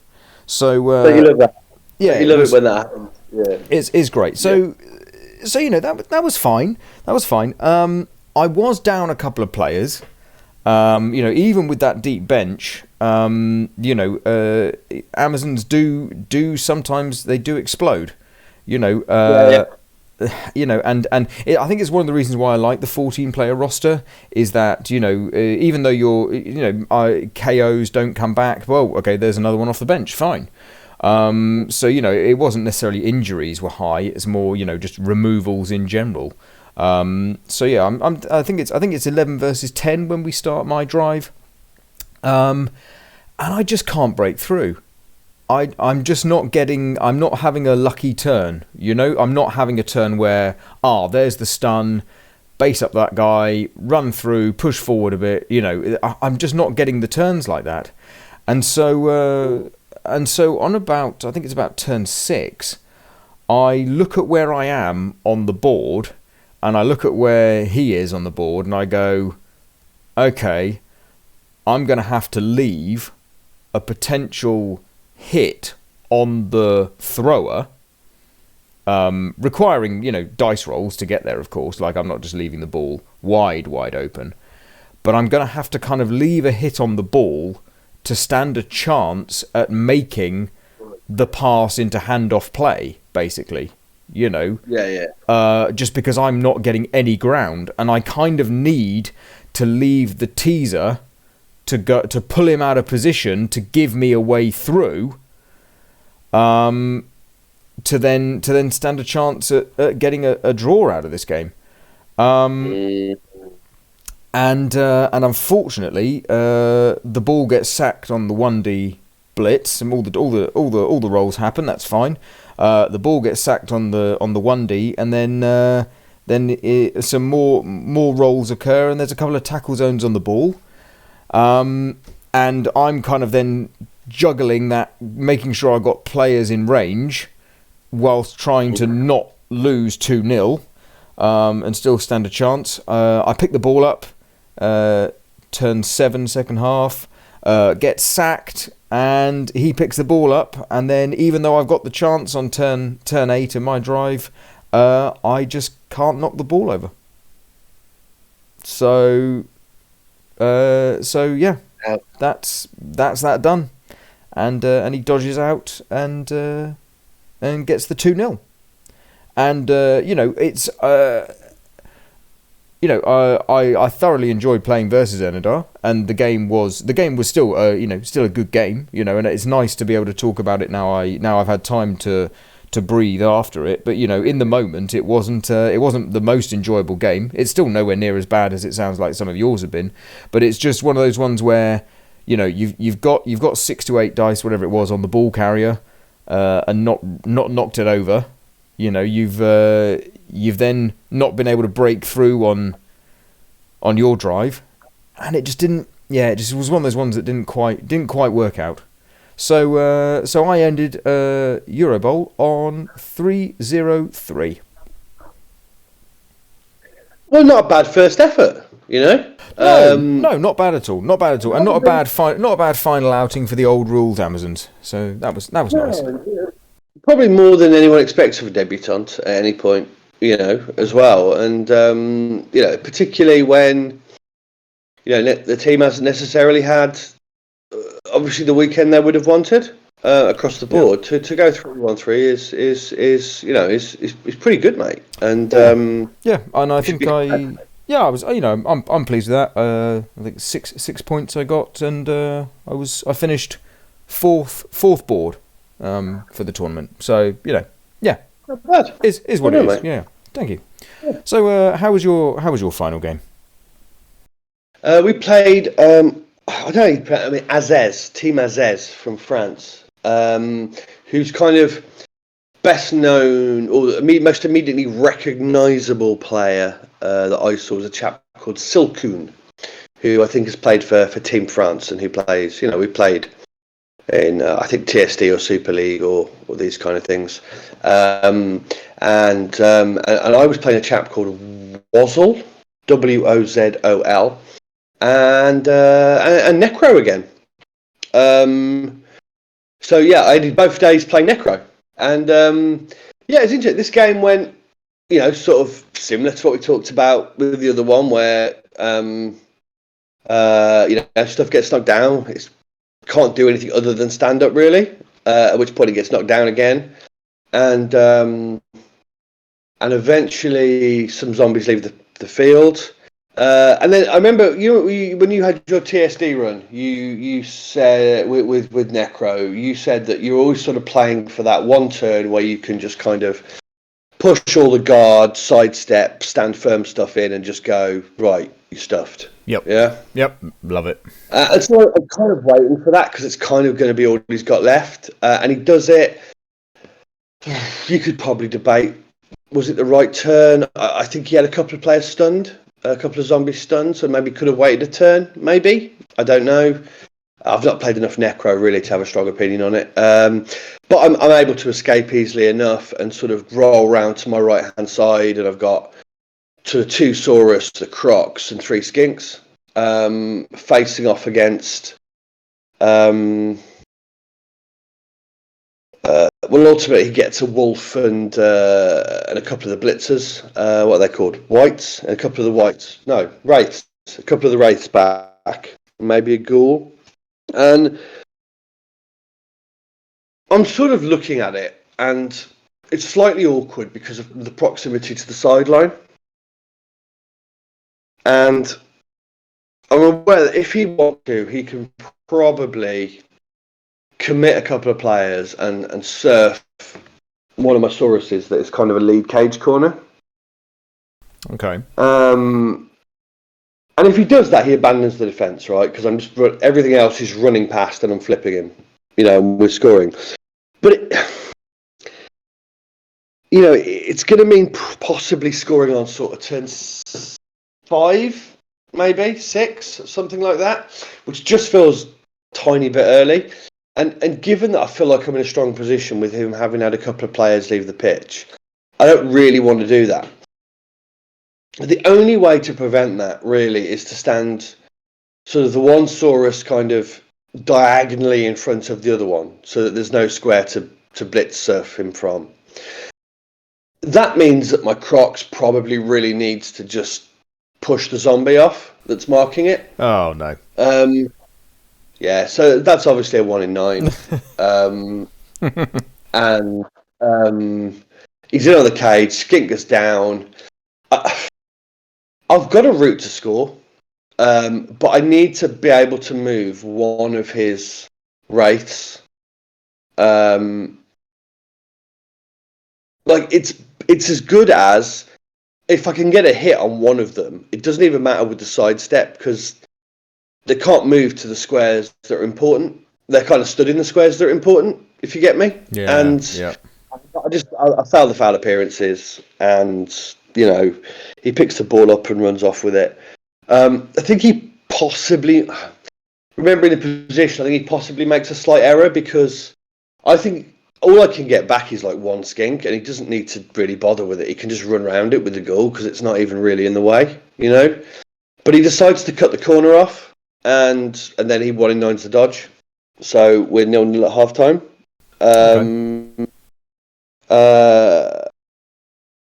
Kick, reasonable position. I push some skinks. He panics and potatoes, hands off and potatoes the ball carrier. I knock the ball over, and then what ensues is another 2 or 3 turns of neither of us being able to pick the ball up. Yeah. And constantly failing to pick the ball up, and it scatters to, a square where the other person only needs to move one player, and then they get a free shot of picking it up. So none of us can roll a 3+ for about 3 or 4 turns, and it is this moment where it really hits me. It's quite an interesting one because the way the other games are going, Speeding Bullet's obviously going to draw because it's day 2. And, I think he's 1-0 up, but has no elves at this point. So that's going to be a draw. I think Spleggy is going to lose. And I think Doug is going to win. Right? So the result of my game with Wazzle is what is going to decide the entire round for the team. Yeah? Okay. And each failed 3+ by either of us, you can feel the pressure because you're wearing a Team England shirt and neither of you can pick the ball up, and it is the absurdity of the whole situation struck me to such an extent that I did have quite a giggle while we were playing, but not necessarily in a kind of happy way, but more in a slightly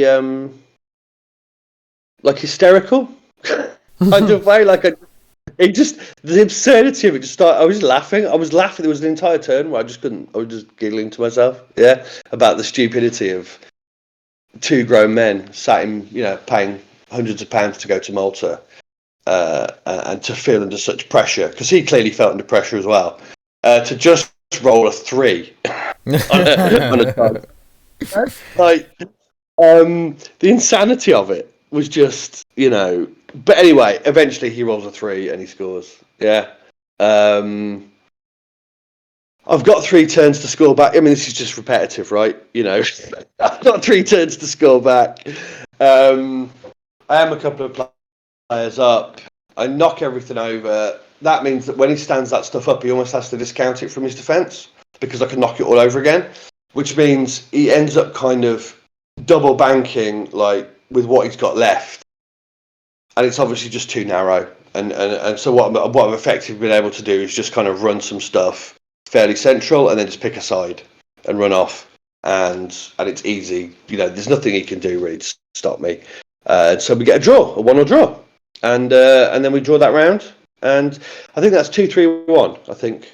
I think we end on 2-3-1, which is marginally better than the official Team England from previous EuroBowl, who finished on 2-2-2. So we'll take that. and obviously I finish on 222 as well. Fantastic. And I suppose the one thing I will take away from it is looking at the stats afterwards, and I didn't really pay huge attention, but obviously Lizards didn't have a great tournament. I think their win percentage came out at about 45% or something like that, or maybe slightly lower, across both EuroBowl and EuroOpen, maybe. And so to come out with 222, probably slightly ahead of the curve, which I'll take, I guess. In hindsight, months later. At the time, I would confess that's not how I was feeling. But months and months later, with a clearer head and chance to reflect, and so on and so forth, I think I'll take that. I'll take a 222, and say, well, on another day, it could have been a bit better, but it wasn't that day. So there we go. Fair enough. Yeah. Fair enough. Well, I think to wrap up, there's just a couple of things that I think we need to say. Obviously, first of all, well done to all the winners. Anyone who picked up a trophy. There's almost too many trophies, but anyone who picked up a trophy, really well done. Anyone who just came over and said hello, had a chat. I had a great weekend. Outside of the Blood Bowl as well. Lovely. Lovely to meet so many people. And anyone that gets the chance to go to one of these things, I think that is actually the main part of it. It was said to me by the guys from I can't remember who it was, whether it maybe was Gangster or whether it was Joe Manji. It was sort of said to me that actually, really, the whole point of going is the social aspect of the whole thing. The chance to socialise with 400 people who all enjoy the same hobby as you, which is from right across. I mean, there's just from everywhere across Europe. And the Americans came with a team as well, didn't they? And that part of the weekend was thoroughly worth it. And I think anybody that thinks about going, maybe you're going to the World Cup, maybe you want to go to a future EuroBowl. That's the reason to go. I think. Is really the social aspect is incredible. Yeah, for sure. And I think we must also mention, just because they include people that we know in the team, a massive congratulations to the official EuroOpen Wales team, who finished third, getting the best international team result for Wales at a major tournament. So that's Falling Down Joe, Twelfthman, Dementor and Orkster in the team there. Did an absolutely stellar job, and Falling Down Joe getting 10th place on the individual as well. So really great to see. So the future of Welsh Blood Bowl looks pretty exciting. So well done to those guys.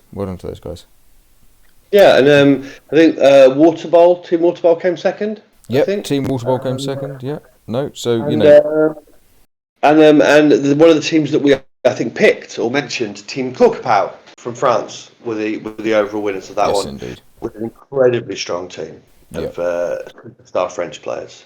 And we should also obviously, we've mentioned it, but we should congratulate the Team Germany for finishing second in EuroBowl. Yep. I think they actually beat the Danes, didn't they, in the last round, but lost out on tiebreakers. Is that right, if I remember correctly? I can't remember. I'm afraid I can't remember. Yeah. At that point, I definitely had a couple of beers. Yeah, but then, to Triple Skull, with whom I started Super League, and the many guys from Team Denmark who, played in TSD, and to the one Frenchman, Justicium, who was on the team. That's, I think, is it Denmark's first EuroBowl win? Yes, it is.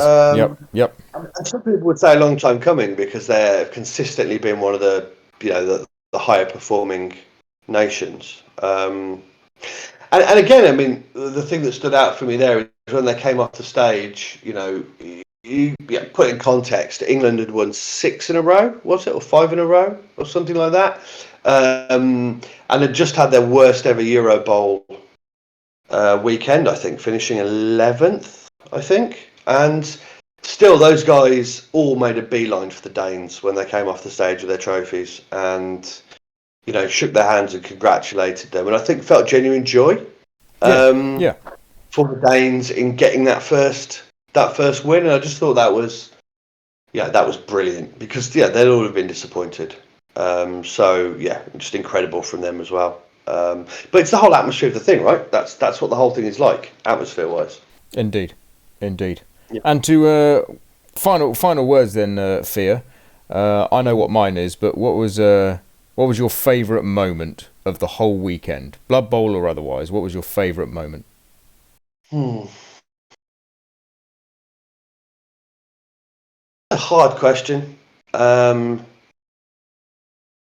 you know what? I think the conversation I had with the barman at the hotel, where he said to me that he'd had a brilliant weekend because he'd not had to make a single cocktail, so that made his life easier. And they'd run out of beer to the extent that they were having to pour 2 cans in a pint glass. But that the age demographic of most of the people in attendance meant that despite the fact he was selling bucket loads of beer, there'd been absolutely no trouble. And he said it was the best experience he'd ever had of a sort of conference type situation staying at the hotel.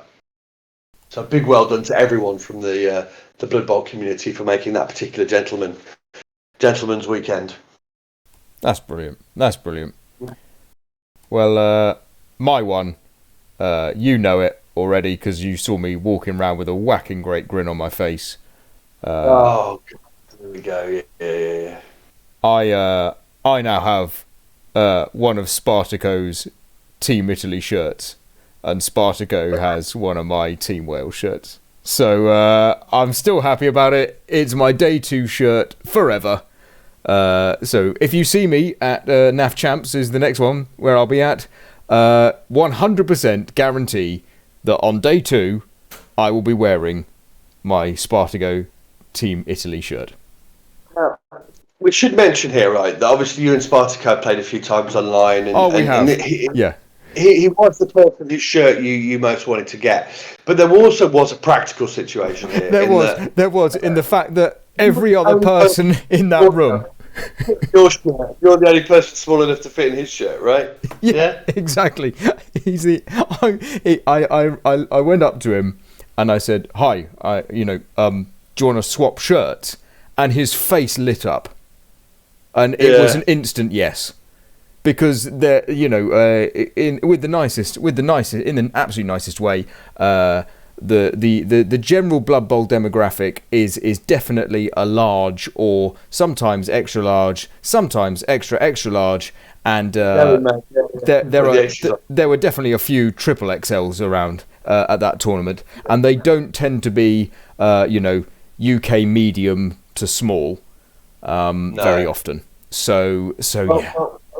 I swapped shirts with Topaz, and I will never fit in the shirt that he gave me, and he could go camping in the shirt that I gave him, But I just to get one the right size and for it to be Spartaco, who I know that you've enjoyed playing in the past, that's amazing, mate.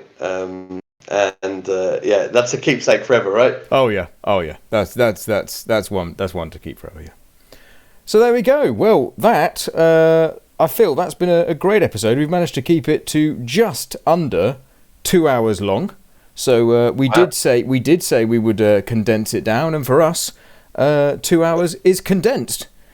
So we did like 6 hours on the last UKTC. Yeah, I know. Well, I guess fans of the podcast, you can now expect more episodes because I think we've enjoyed this one. I certainly have. It's been nice to get back into it, and so we do have more tournaments to talk about. We do have more to discuss. I've been quite busy on the tabletop scene, and we do have another massive UKTC roundup episode to do as well. There's all that to look forward to. But absolutely. And to be fair, it's been quite cathartic for me. Yeah. A bit of a therapy session. I think that's it's probably worth me just saying here, like, you were right. There, for whatever reason that weekend, things struck me. Misfortunes affected me more than it probably should, reasonably, and I probably at points wasn't the greatest of opponent in terms of my demeanour, and at points I probably wasn't the greatest of teammates in terms of my demeanour. And I obviously had an easy opportunity to sort of apologise to Spleggy or Doug if I had sort of impacted their weekend in any way, and Speeding Bullet knows me well enough to, we talk a lot anyway, so that's okay. But maybe I'll take an opportunity here to if any of my opponents from the tournament do listen to this, and if I did impact on your enjoyment in any way, which I suspect I might have done, then I do apologise. It was one of those weekends where I just couldn't seem to get hold of myself, and was very affected by the way that things went. And if you play me in the future, I shall be much more balanced, I promise. But if anyone ever out there does, have that kind of experience, I can say there is definitely coming back from it. You can rebalance yourself. And the way that I found it is by just appreciating that actually it's just a game, and we can take it far too seriously. But in the grand scheme of things, it's probably largely unimportant when put us next to the enjoyment of spending time with one's friends and so on and so forth. Indeed. It's not the dice rolls; it's the friends we made along the way. That's absolutely it, mate. Yeah, absolutely. That's a good one. Right. Well, on that. Thank you everyone for listening. Boy, it's been good to be back. And that was the Blood Bowl Diaries episode 10 with me, Dr. Hellboy _. I mean, it's still just the fear. Yeah, just the fear. Just the fear. Yeah. Anyway, we will be back soon, I am sure. So thank you all for listening, and we'll see you at the next one. Bye. Bye-bye.